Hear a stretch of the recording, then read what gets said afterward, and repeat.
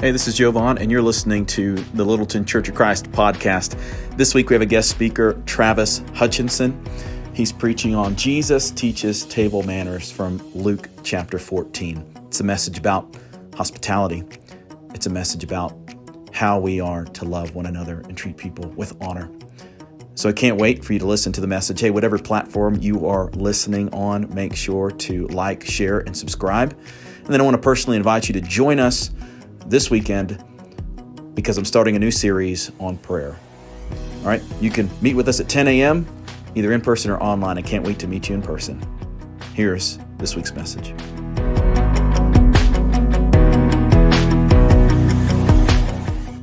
This morning, we have a friend and son of the Littleton Church. We have Travis Hutchinson, who's going to be bringing the Word of God today. Travis comes from the Shelbourne Street Church of Christ in Victoria, British Columbia. All right. Travis grew up here at this church, and so he knows this church well. And I just want to pray and then read a passage of Scripture, and then we'll hear from Travis this morning. Sound good? All right. Holy Father, we pray, Lord, that you will receive the word of Christ. That, Father, that your word would be planted deep in our hearts and would produce much fruit. It's in Christ Jesus' name we pray. Amen. We all stand at the reading of God's word this morning. We're going to be in Luke 14, starting in verse 1. God's word says, on one occasion when Jesus was going to the house of a leader of the Pharisees to eat a meal on the Sabbath, they were watching him closely. When he noticed how the guests chose the places of honor, he told them a parable. When someone invites you to a wedding feast, do not take the place of honor, for a person more distinguished than you may have been invited. If so, the host who invited both of you will come and say to you, give this person your seat. Then, humiliated, you will have to take the least important place. But when you are invited, take the lowest place, so that when your host comes, he will say to you, friend, move to a better place, and then you will be honored in the presence of all the other guests. For all those who exalt themselves will be humbled, and those who humble themselves will be exalted. Then Jesus said to his host, when you give a luncheon or dinner, do not invite your friends, your brothers or sisters, your relatives, or your rich neighbors. If you do, they may invite you back, and so you will be repaid. But when you give a banquet, invite the poor, the crippled, the lame, the blind, and you will be blessed. Although they cannot repay you, you will be repaid at the resurrection of the righteous. Can we show our love and appreciation for Travis this morning? Thank you. Thanks, Javon. I appreciate it. Thank you, Javon. And yeah, it is good morning. It is such an honor to be with you today, and it's a little bit surreal. It's really good to be able to share in the presence of the Spirit of God and in His Word with you today. And again, greetings to you from the sisters and brothers that you have in Canada. Yes. I've been in that ministry calling at Shelbourne Street now for about 10 years. But as usual, you can take the kid out of the Rockies, but you can't take the Rockies out of the kid. And so this is my home. This is where I grew up. This is where my roots are. This is where I got into trouble frequently at this church. Usually up in the places up in there, like all the places that you're not supposed to go during the sermon. Yeah, we were up there. But it's also a place where I learned what it meant to follow Jesus. And it's the place where I even took my first steps in student leadership and in leading in God's Word, basically taking every job that Mike would throw at me. Everything. And so it's really, really good. One of my earliest memories actually about being a part of this church was being held up by the armpits by the preacher at the time so that I could reach the microphone to do the closing prayer at the end of one of the services. And I think Javon and I are both really, really glad that he doesn't have to do that this week for me, because I've added a little since then. You know what I'm saying? All right. But all of that to say, you fellow followers of Jesus, just know how precious you are and how frequently and faithfully you are prayed for, that God is doing his work through you and for you, all for the sake of the gospel. Okay, just know that.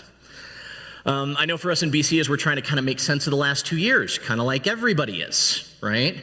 We find ourselves having to reimagine the basics of church in a post-pandemic world.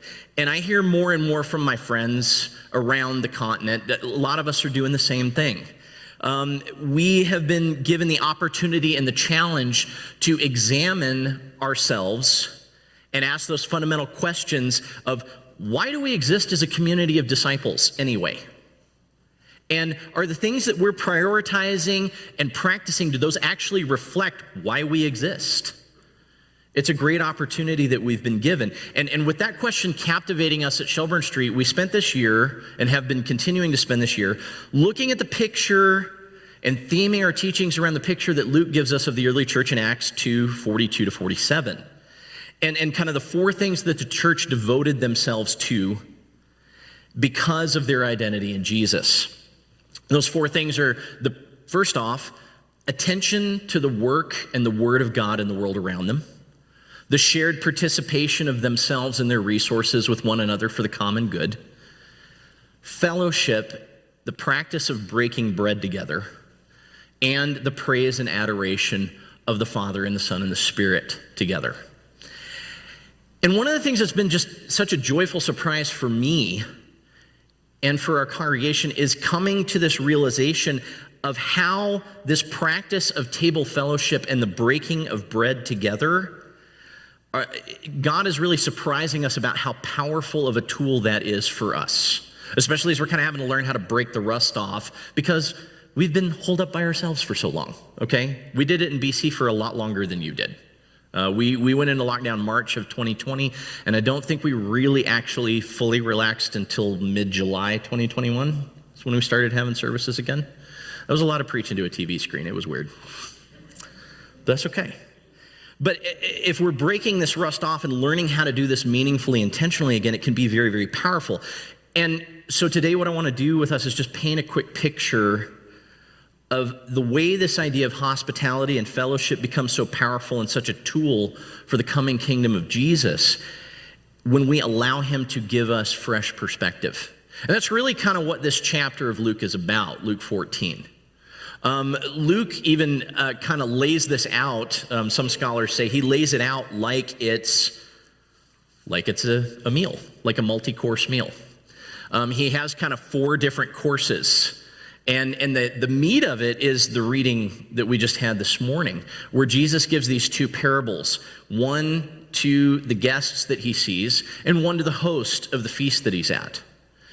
But it all kind of moves together to give meaning. And the meaning is for Jesus to kind of tie all of these things together. Luke brings so many different ideas together.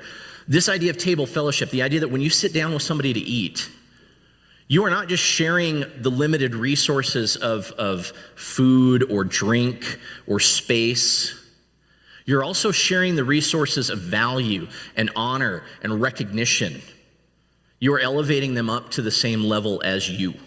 And that's why one of the main charges that many of the religious leaders of the day had against Jesus is, look, this one welcomes tax collectors and sinners and eats with them. At least part it was because of the purity laws. Are you unclean now because you have spent time with unclean people? But the other thing is when you put your legs under their table, you are saying that they are just as valuable as you are. You are erasing lines of hierarchy. And that can be messy. And that can be hard. And yet it is so important for us to see that is the core value of hospitality, and one of the very, very peculiar and amazing things about the church, and that's what Luke is trying to show us today. I don't I don't really know Carl, but Carl, you and I are kind of on the same wavelength, I guess. Holy Spirit, yay. Because I was thinking about officiating weddings too, because you don't spend a lot of time as a preacher in a church without starting to officiating weddings. And I've done a lot for people that have been in my congregation, but I also do them a lot for people that are outside of my congregation and in the community, or that's somebody's cousin's roommates, that would really like a discount on your space, right? It happens. But one of the things that I've found is the officiant, it really doesn't matter whether you really know the person or not, you are getting invited to the reception. And if you know the person, then you're probably gonna be at like one of the tables that's in the mix with everything else, and you're gonna be out on the dance floor, for which I am glad that there are no pictures. But if you are not, you are still invited to the reception because you're supposed to be invited to the reception dinner, but you're gonna be at table 17, back in the back corner, and you're gonna be with Aunt Mabel, great Aunt Mabel, the one who takes her teeth out when it's time for the salmon course because she wants to make sure she finds all the bones, and is going to tell you about every physical ailment and ex-husband she has had over the last 40 years. And that's a bad stereotype, and I know it, and if your name is Mabel, I already repent of this part of the sermon, and I'm sorry. Okay, but we do that relational calculus during these big events in our lives, don't we? Right, like we're, like the guest list, you're going back and forth, like, okay, all of these different values, all of these different things about who goes where and why, and how do we categorize, and how do we place people and everything. And as I was reading this, I was thinking about that and going like, where would Jesus put his feet? Which table would Jesus put his feet under? And that's kind of, it may not seem like a big deal. But when we really think about the question of, as followers of Jesus, whose table am I willing to put my legs under? It becomes a much bigger question. Who am I actually willing to not just acknowledge,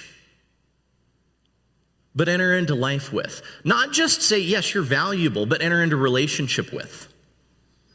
It's a much bigger question. So we can kind of read what Jesus is saying here in this parable, like most parables. You can read it at one level, and it's some good social advice. Or you can read it at another level, and you can see that it's a picture of the kingdom. Part of it's how we connect to what's going on before and after, okay? Afterward, Jesus tells this parable of a big banquet of a bridegroom who is a host. And it doesn't take a whole lot of time before we realize that what we're talking about is the wedding feast of the Lamb. The wedding feast that we're all looking forward to being a part of. And what we see happening is the people that have placed themselves and their priorities as head find themselves snubbing the honor of the host and find themselves outside of what is going on in the coming kingdom. And those who probably felt they didn't have a place at the table find themselves invited in, welcomed in, as friends, as family.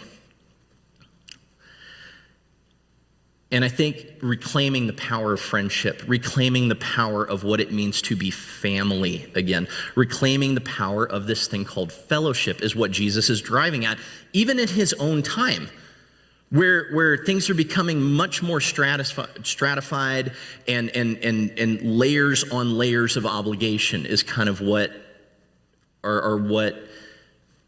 drive the day. You see, like in Jesus' time, this idea of patronage, of who owes you and who you owe and what favors you can call in and how much honor you have. You think of like limited resources in Jesus' time, things like food, water, drink, land. There was another limited resource. It was called honor. Okay? There's only so much honor to go around, and it all trickles down from the head. It all comes from Caesar. Right? He is the big guy. The one to whom all honor is due and the one who gives all honor out. That's the operation, right? That's why you see Caesar calling himself things like the Son of God, which is why for the church to say, no, we actually know who the Son of God is and he's not you, is such a problem. Okay?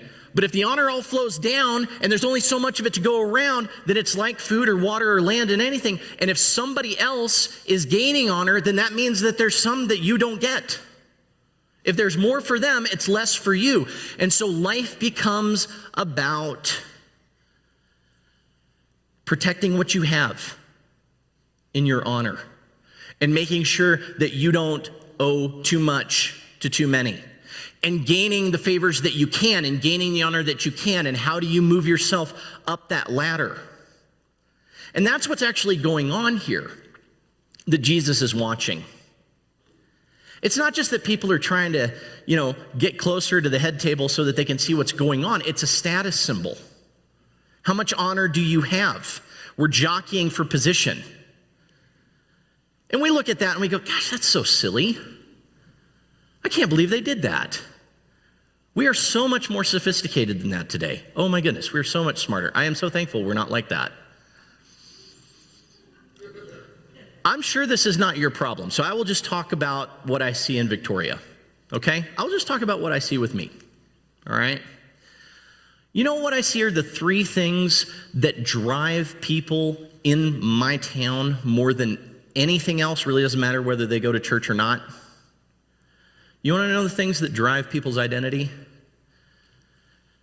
I am what I have or what I don't have. I am what I do, and whether that looks valuable or not, and how much prestige it offers. I am what people say about me. I'm sure that's not a problem here at all. I'm sure that doesn't happen to you at all. But it happens a lot to us, okay? And so what we see Jesus saying here, what we see him noticing, and what we see him speaking into, on the one hand, it looks like I said, it could look like good proverbial wisdom when he says, those who exalt themselves will be humbled, and those who humble themselves will be exalted. It looks like good advice. He's like, look, okay, don't play the game so predictably, please. Okay?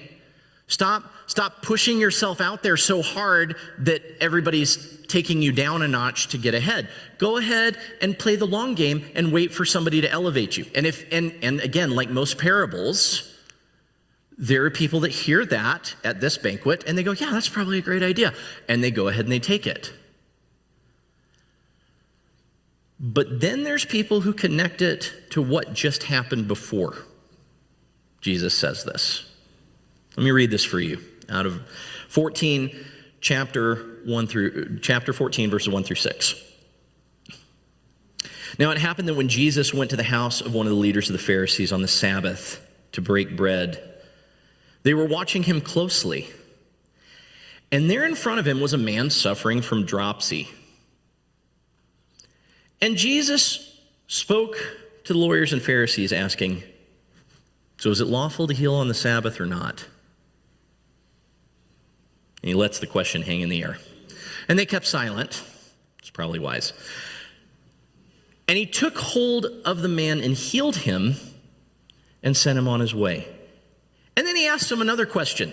So which one of you will have a son or an ox fall into a well and will not immediately pull them out on a Sabbath day? And they made no reply to this, which was probably also wise. See, here's the thing. Dropsy. We know a lot more about what causes that now than they did then. Okay, we know that it's related to congenital liver and heart things. And what happens is your extremities start to swell because of water retention. Your hands, your feet, your face, okay? It's not good, okay? It's a sign that everything's kind of not going so well and is going to shut down. Here's the thing. It was also associated with even to like the last 100 years, it was associated with the idea of taking in too much rich food and taking in too much alcohol and in generally just kind of abusing your body. So we have a guy here, And this is the third time that Jesus is confronted with an opportunity to heal on the Sabbath in Luke. The first two is a guy with a withered hand. And then in the chapter before, in chapter 13, is a woman who's got scoliosis of the spine and is bent over and crippled to the point where she can't even stand up straight. It seems superfluous for Luke to show us this a third time, except for the fact that the reasons are different. Guy with a withered hand, he's born that way. Woman with the crippled spine, it happens. Really doesn't have a whole lot, she doesn't really have a whole lot of control over it. What about the guy with dropsy? See, here's the thing. It might be something beyond his control, but even these chronic things of liver and heart failure that they don't even know anything about, then we know that abusing your body can lead to those chronic conditions, right? So he might be in this condition because of his own choices. They make that assumption outright, and they might be right. So this is different. What is Jesus going to do with this person who, by their own choices, has put themselves on a level that the popular world considers unrighteous? What's he going to do? It's a whole new question, right? And first off, Jesus takes the question and redirects it. He says, hey, look, is it lawful to heal on the Sabbath or not? This is the real question. It's not the question of how did this person get to this point that they are in this state. You would like to ask that question, but that's not the real question here. Healing and redemption is not based on what you did to get you into this situation. It is based on the initiative of the Father to restore you in his love. That's the real question we need to be asking here, right? Says Jesus. And they stay silent, which is a great idea. And then he drives it home further and he says, look, let's be honest.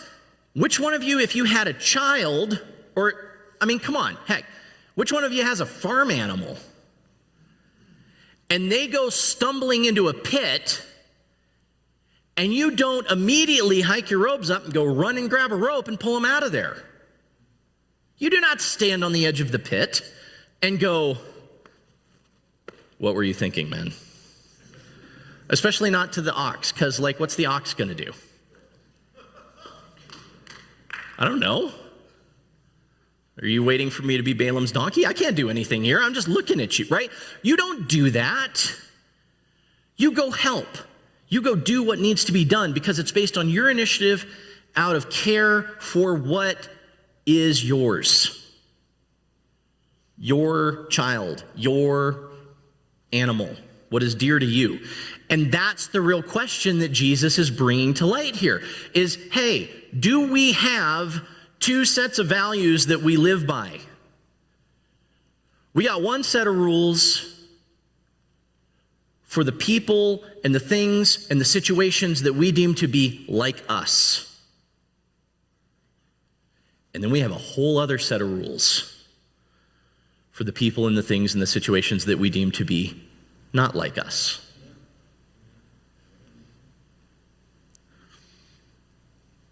What are you going to do, Jesus says, with this person? What are you going to do with this situation? And then he takes that and he puts it up against all of these people jockeying for position. And he says, which one of these actually looks like the heart of God? And then he turns to the host, and this is where he really drives it home, right? He turns to the host and he speaks directly to the host and he says, think about this. If you truly want to be a person of honor, if you truly want to be recognized as righteous, what is the point in extending yourself only to those who can give back freely to you? What is the point in extending yourself to only people that can reinforce your position of honor? Where is the actual honor in that? Where does it actually mirror the heart of God? See, this thing that you have, this problem that you have with me about welcoming tax collectors and sinners, putting my feet under their table and eating with them, is not really about guest lists and seating charts. It's about me trying to show you what the heart of the Father really is, what the weightier matters of living in right relationship with God really look like.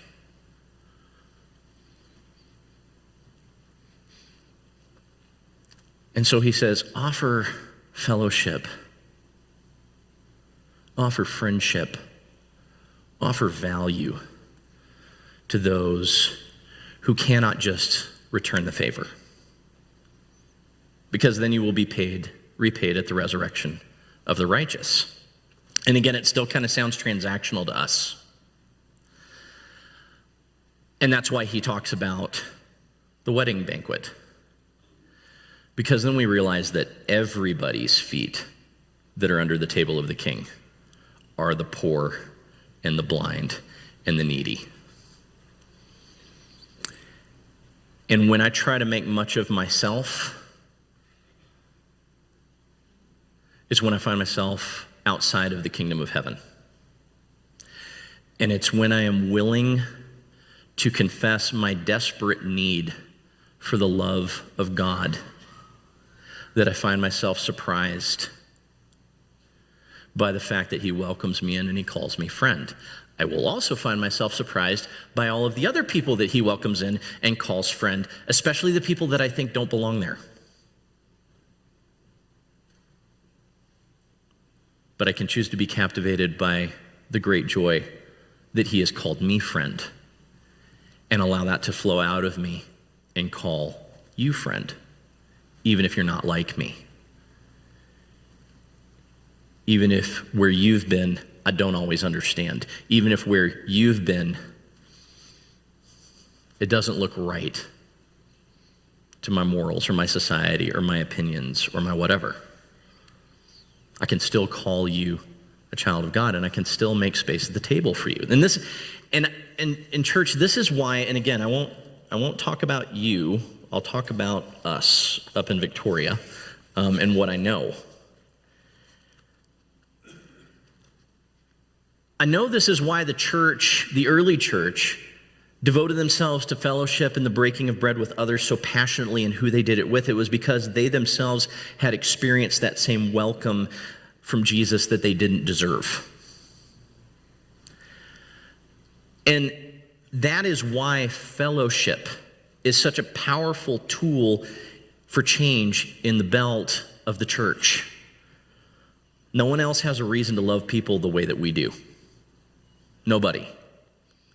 Other groups can serve and meet needs and do all kinds of great things, but no one else has a reason to call them friend like we do.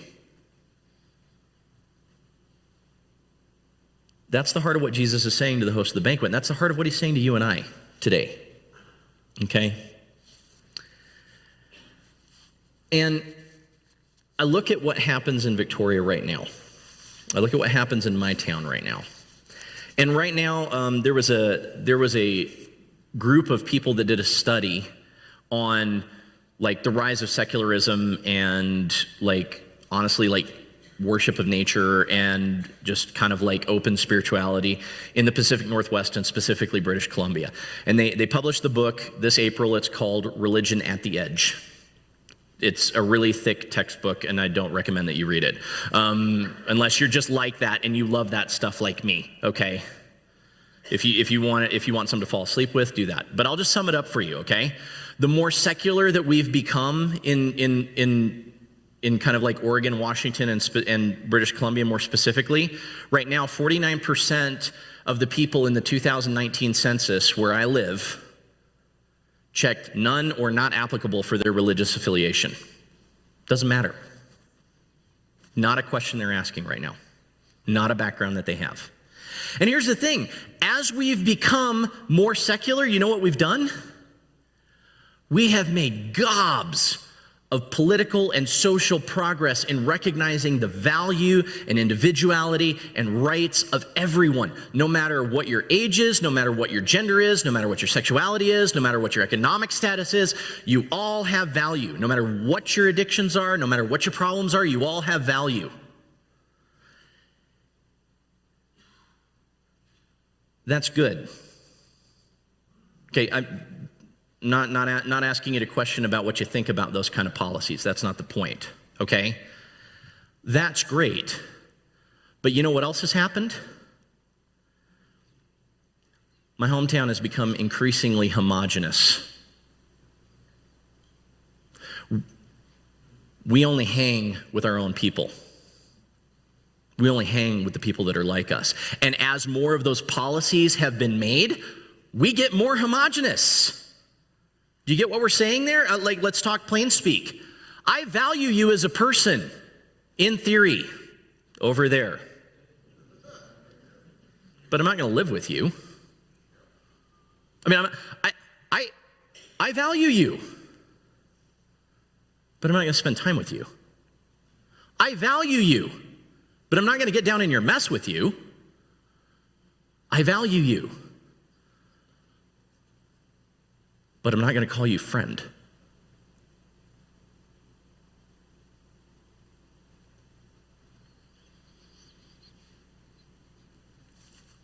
And what a difference we can make if we as a church are willing to step in and call them like me, friend, family, child of God. High school students, university students, I think you've got a leg up on this with us. I'm serious. I look at the dialogue that you are having right now in your schools and in your spaces. I see the safe spaces that you are creating. That is good stuff. It is a good start. My question for you is, what does it look like for Jesus to walk into that safe space with you or into that dialogue with you and make it more than just a theoretical talk about rights and values and agency and all of those kind of things? And what does it look like to really befriend that person? Not as a project, not as a potential recruit to Christianity, but to come into their messiness with them and show them that Jesus would love to sit down next to them and walk with them through life. I mean, you're already ahead of us in that. But will you be content to stay where your culture's at, or will you go ahead and push it to the next level and actually do what Jesus did? That's the real question that's captivating us right now as the church. And we've got some things we can learn from you. And we've all got some things we can learn from Jesus. Right? But it is going to be messy. It is messy. I was reading a book called Friendship at the Margins. It's by a missionary, Christopher Heuertz, and a scholar, Christine Pohl. And it's a tough hurdle, they say, for us to allow the messiness of real friendship to permeate our lives with people that are not like us, to call them family, to call them friend. And here's why. They say, we want to fix things as people, and we definitely want to fix people. As Christians, we long to be instruments of God's reconciling and healing work. And North Americans tend to take that a step further, and we expect to be able to solve problems quickly, on our own terms, with our own tools. And what it leads to is churches who don't really want people whose lives are a mess, especially after they've become Christians, who aren't cured quickly and completely by the truth of the gospel, or who don't successfully escape troubled circumstances.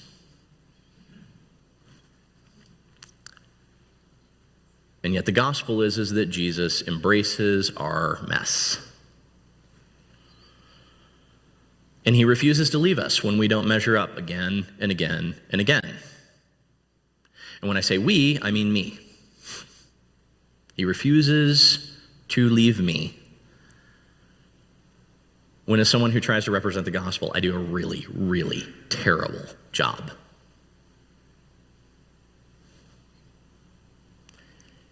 The gospel that we have in Jesus-shaped fellowship, church, is that the Holy Spirit empowers you and I to just simply extend to others the exact same thing that Jesus is extending to us all the time. It's really not that complicated. It costs a lot, but it's not beyond you. It just depends on whether you're all caught up in this idea of having to be a self-made person, or whether you can disarm yourself of all of that.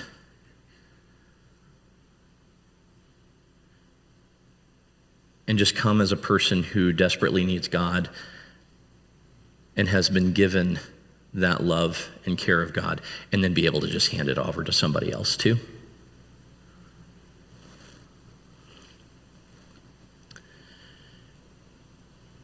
Devotion to fellowship is when we choose to make space at the table that doesn't run out of space, where you don't have to prove that you belong at the party, and where the host stoops down and washes the feet of the guests rather than camping out at the head table and demanding honor. It's a really, really different set of table manners, isn't it, church? Yeah. But Jesus says there's a very, very particular reward, like we said, a place at the resurrection of the righteous. Not just someday, but now. Because Jesus is in the business of resurrecting the righteous all day long. And that's one of the most beautiful things is when we are willing to extend fellowship out to people that are not like us, all of a sudden we realize that Jesus was already working in them in ways that we couldn't even imagine. We were not the people that had all the resources and they had all the needs and, oh, look, let me share. All of a sudden we realize that Jesus was already there. He was already at the table with them, and he was actually inviting us to come sit down and learn.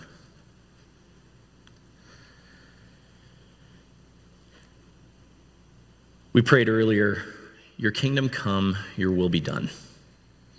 That is not a far off and far away prayer. That is a right here, right now, in me, through me kind of thing. And I believe that Jesus wants to do that in you and through you. And that is the gospel for you today. Whether you are just learning about who this Jesus is or whether you have known him for a long, long time, he loves you deeply. He invites you into his presence as you are. He desires to call you friend. And this group of people here want to show you what that looks like.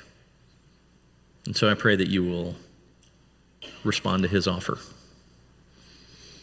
Tim, if you all want to come on up. Again, I hope that this is, good sermons raise more questions than answers, I hope.